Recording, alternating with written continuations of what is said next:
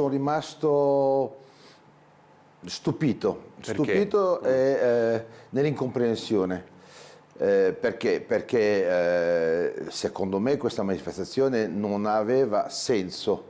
Stupore e incomprensione da parte del rabbino capo della comunità ebraica del Friuli Venezia Giulia agli scontri di Udine, seguiti al corteo per la pace, per la Palestina libera e contro il genocidio di Gaza. Le motivazioni che io vedo per queste continuazioni di manifestazione è un odio non a difesa dei palestinesi, ma semplicemente un odio dello Stato di Israele e del popolo israeliano e in un modo più allargato del mondo ebraico. Adesso che c'è cessato il fuoco, adesso che le immagini e che si può vedere la realtà com'è, genocidio non c'è.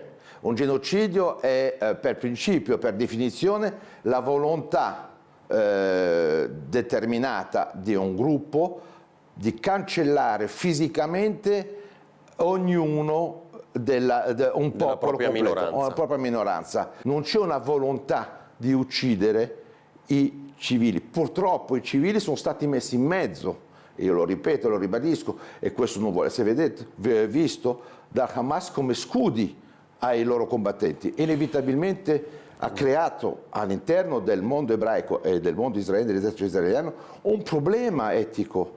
Nel mondo ebraico bisogna capire che noi non ci rallegriamo mai della morte di un nemico. Il rabbino ha detto la sua a Ring anche sulle posizioni della relatrice delle Nazioni Unite sui territori palestinesi, Francesca Albanese. Signora Albanese, non è una critica o una politica, è una attivista.